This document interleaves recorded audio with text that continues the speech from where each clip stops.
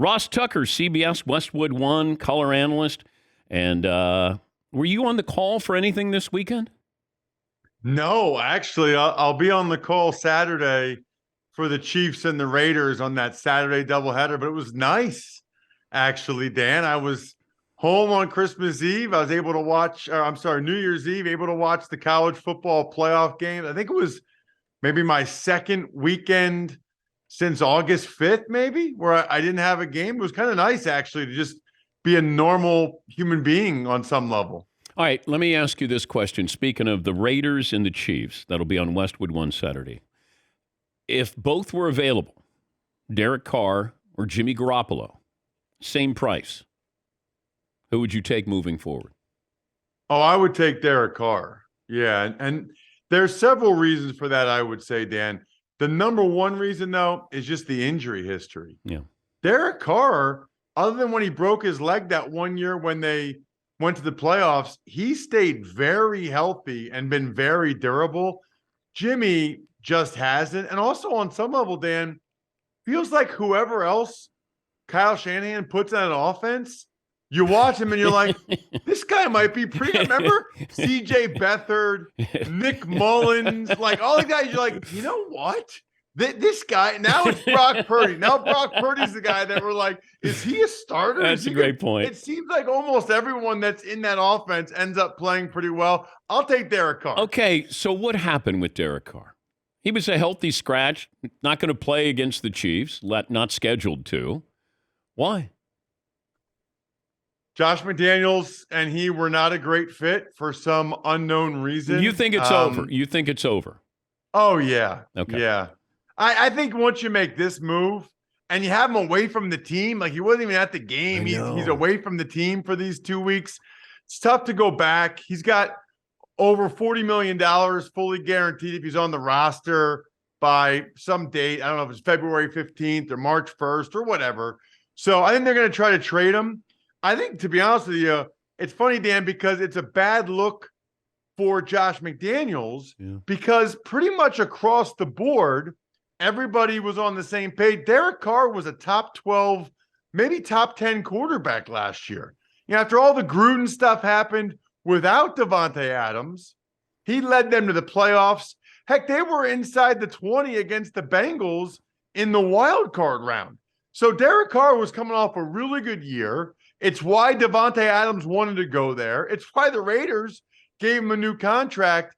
And then this year has just been bad, really bad. The flip side of that, though, I guess, is Jarrett Stidham played so well yesterday that helps McDaniels' case a little bit. But I'm wondering about this in the offseason. The Tom Brady question will be out there.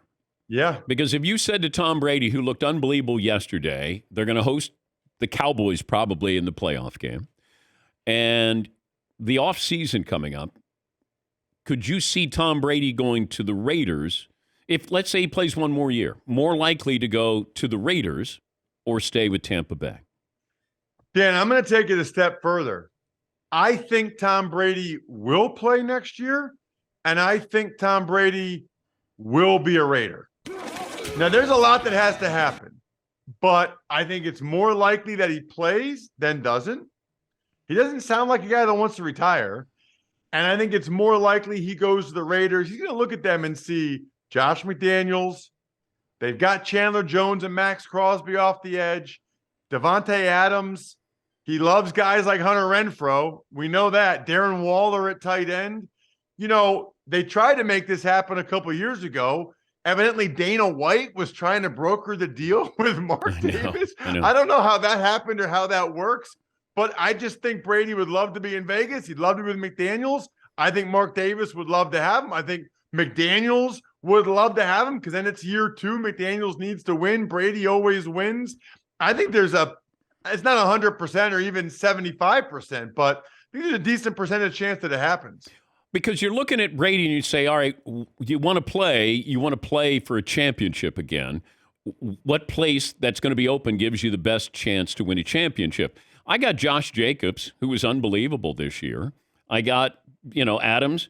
I got, as you mentioned, Crosby, Chandler Jones. I got the one thing that appears to be missing is consistent play at the quarterbacking position. Not that I know that Tom can, but, he's single, put him in Vegas. It's go time. Honestly, I would not be surprised at all. I think there's a decent chance it happens. And the way Brady played yesterday, I hope he keeps playing a couple more years if he can keep playing like that. Unfortunately, he hasn't played like that very much this year.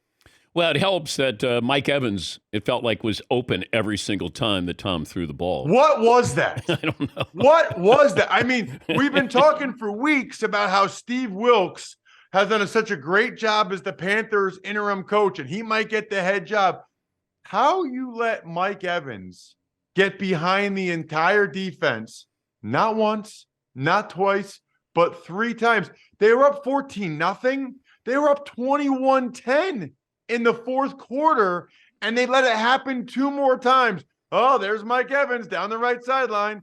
Oh, wait, there's Mike Evans down. That was bizarre to me, and probably allowed David Tepper, that owner for the Panthers, to dodge a bullet. I'm not sure, Dan, he really wanted to hire Steve Wilks, but if you win the division, you have a home playoff game, you probably kind of have to.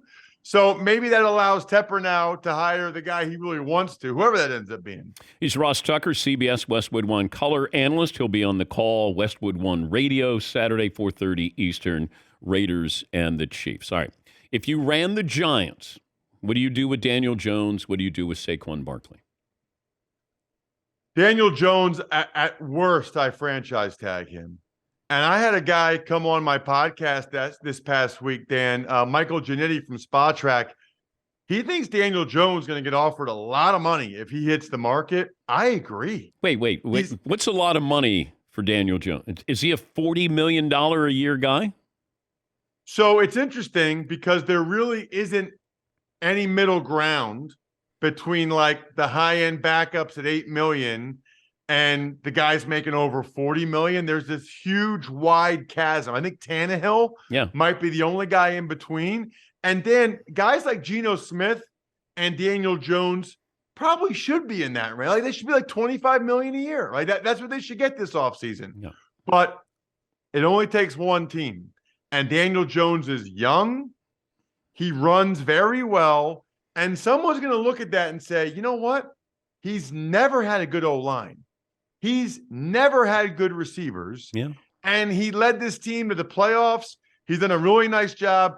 Guys like Daniel Jones, 26, coming off a season which they lead their team to the playoffs. They're healthy, starting quarterback. They don't become available. How much would a team like the Commanders pay Daniel Jones to not only get him as their quarterback, but then you leave the Giants with nobody? Feels to me like if the Giants can't get a deal done, they're going to have to franchise him. They can't let him go to free agency. And what about Saquon Barkley?